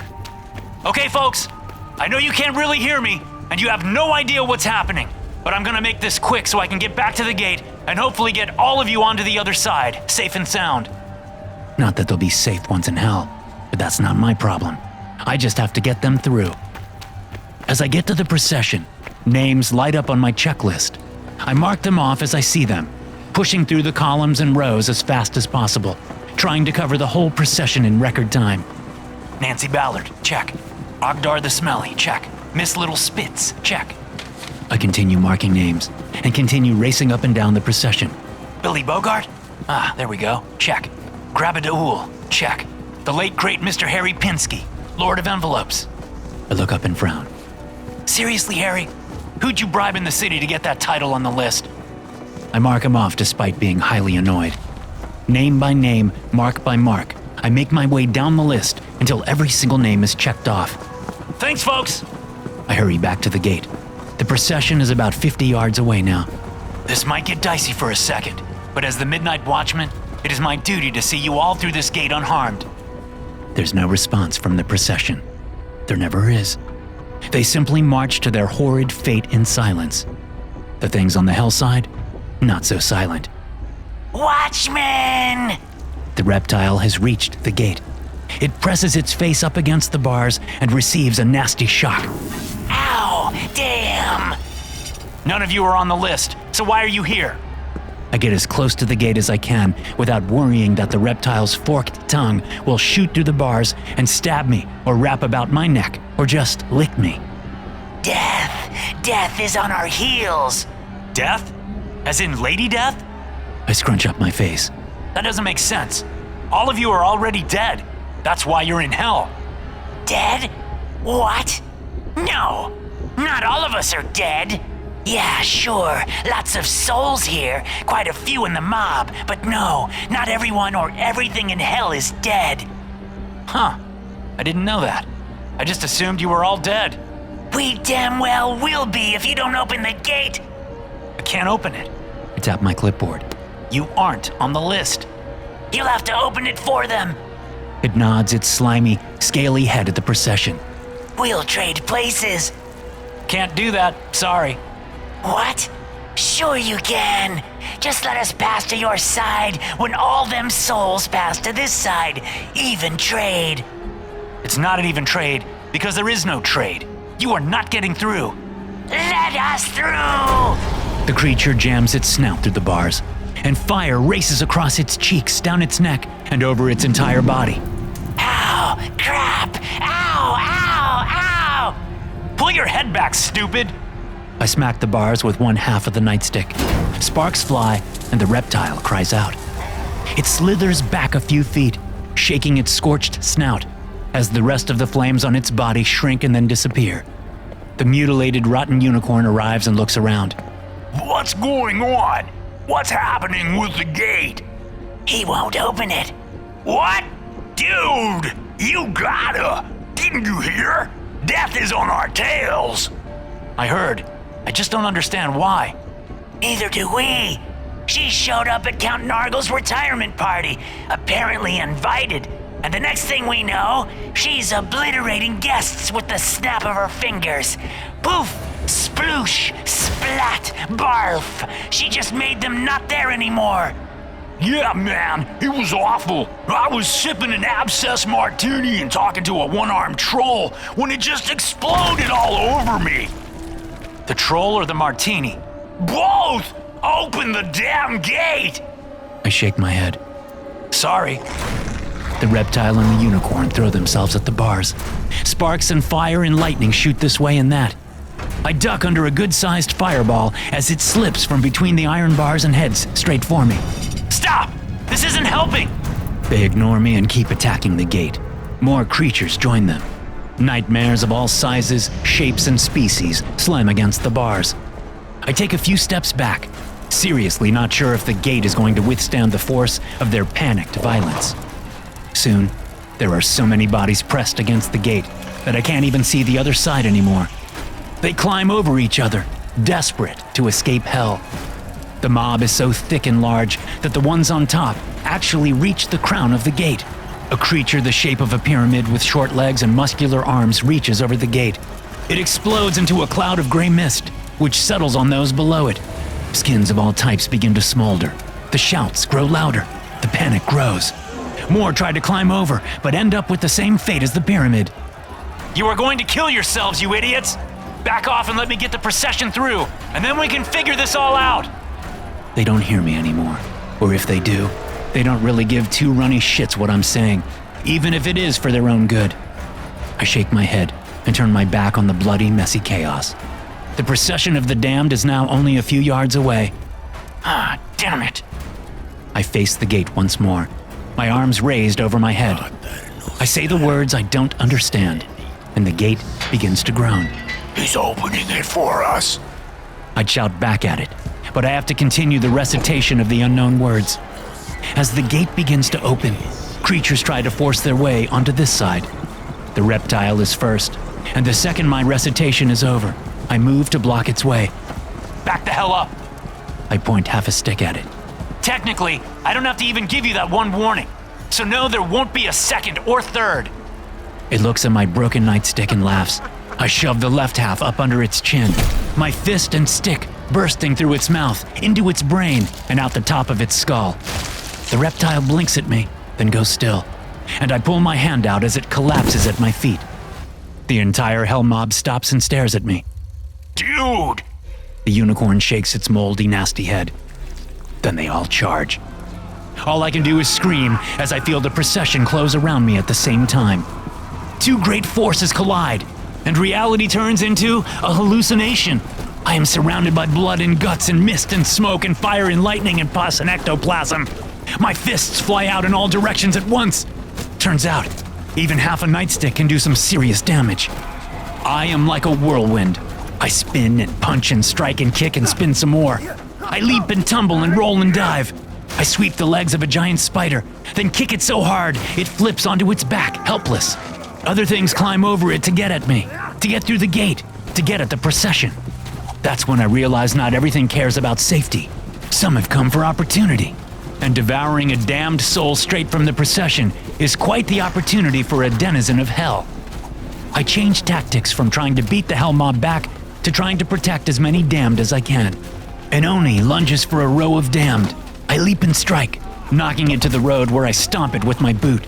Its head pops, and the body turns into mush, which then seeps through the cracks in the pavement. A blue devil races toward a column, and I stick my boot out, tripping it up. It skids to the front of the procession and is quickly trampled by the damned. A bright green yeti grabs up a soul and tries to shove it in its maw. I stab a half stick into its groin, and it lets the soul go with a squeaky howl. Hell creatures swarm past me, but I figured out who to deal with now and who to deal with later. The pink ones I don't worry about. They're escaping Lady Death. The ones not pink, I attack without prejudice. They've come to feast. My hat flies loose by a swinging barbed tail, but I don't care. My coat is torn and shredded by claws of various types. Don't care about that either. All I care about is smashing and killing those who dare to attack my procession of the damned.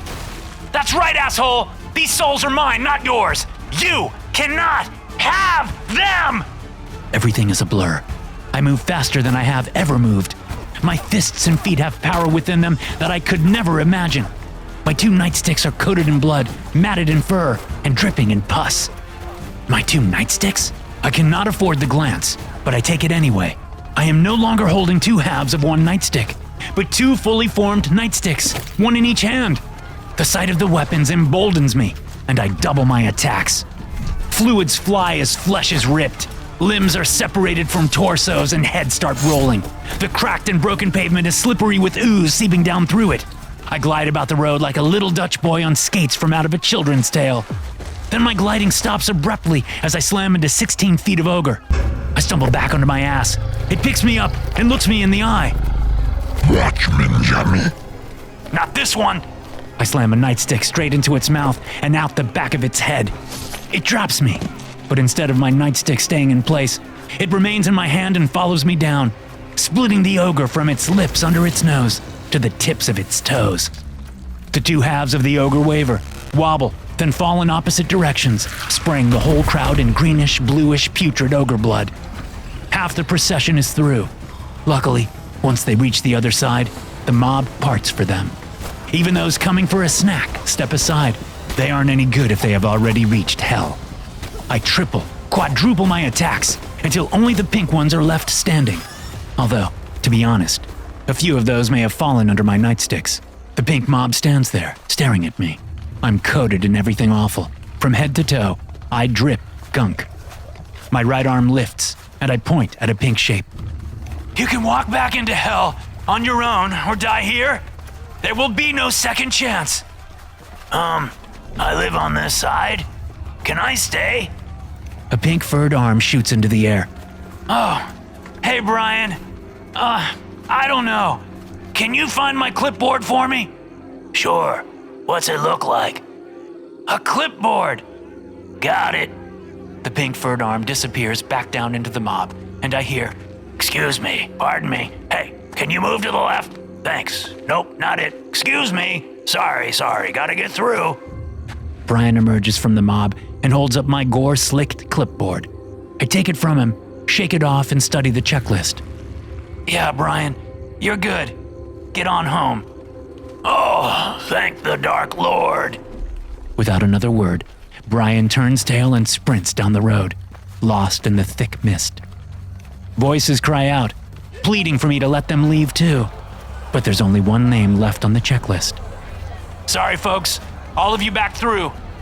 I point at the gate with the nightstick. Now! The mob tenses, and I know they aren't going to their side without a fight. I groan, also knowing that I don't have very much left in me to stop them. Screw it. I hold both nightsticks out to the side. Let's do this! Stop! It was a joke! Just a joke!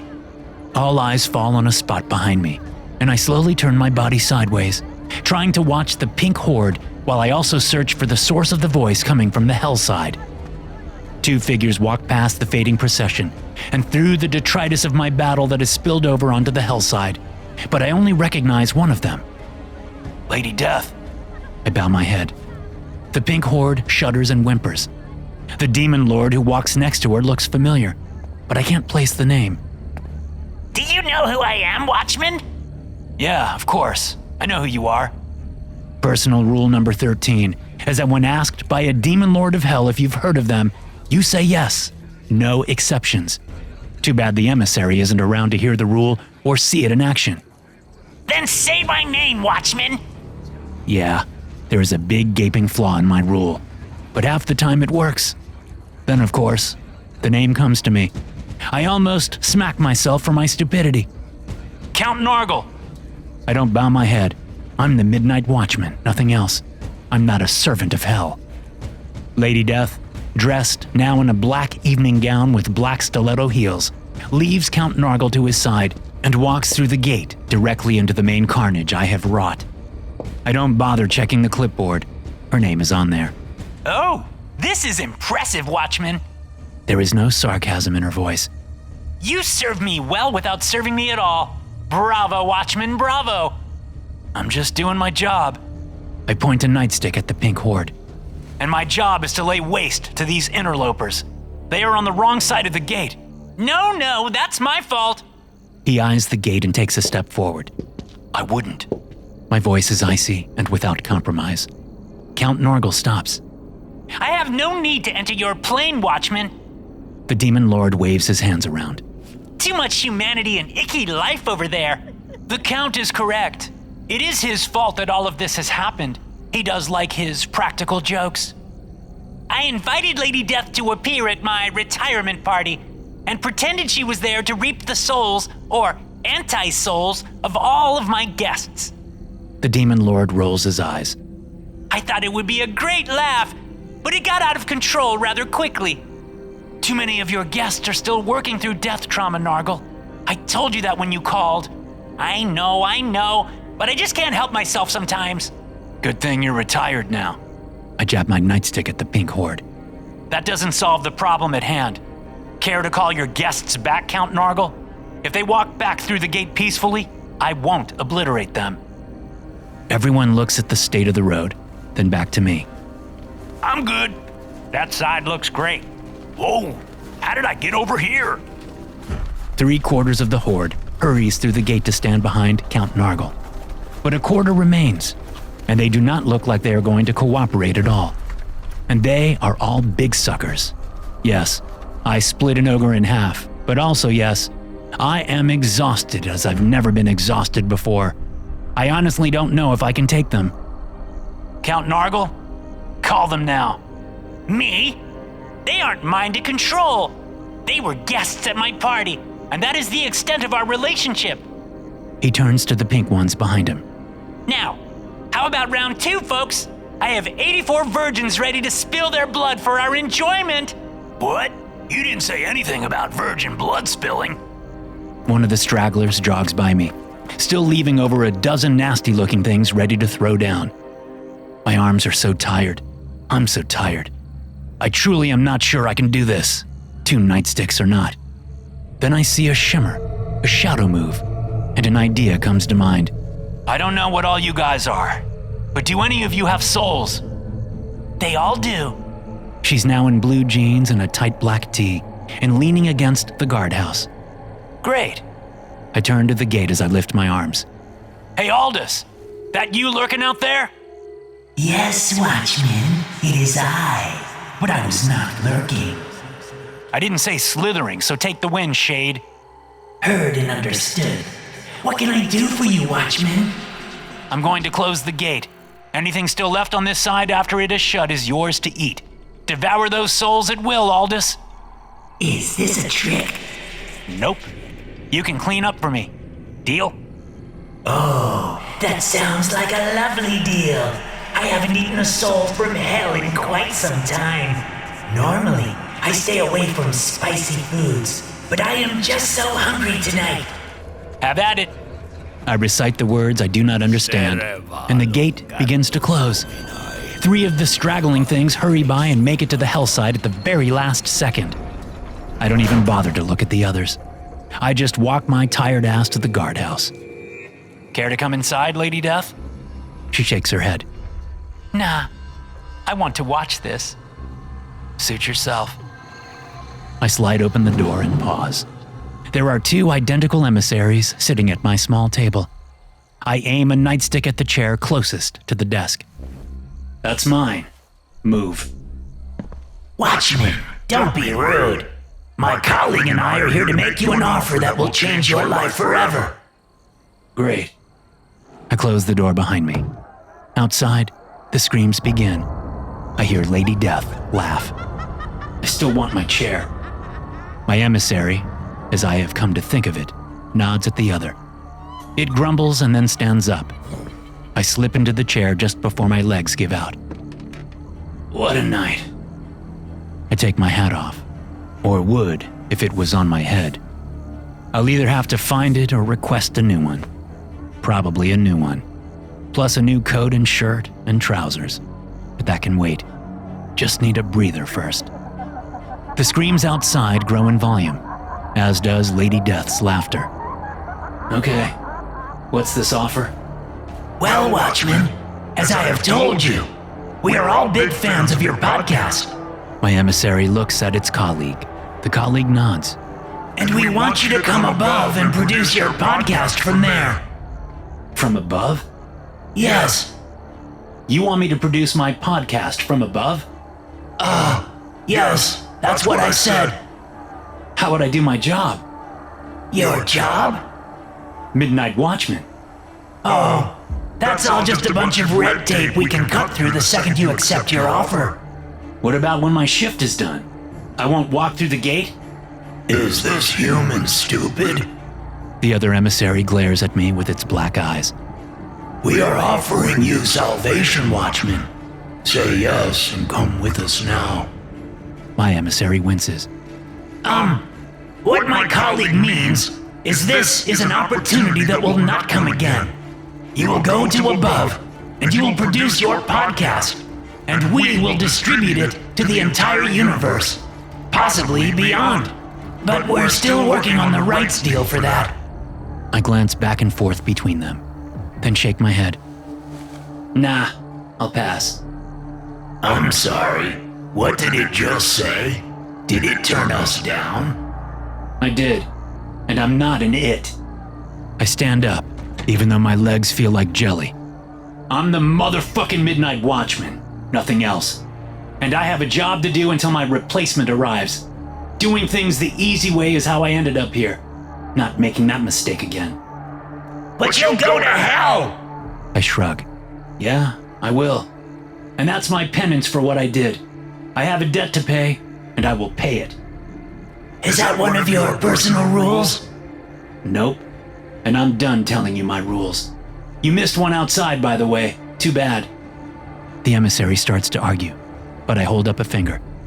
I think we're done here.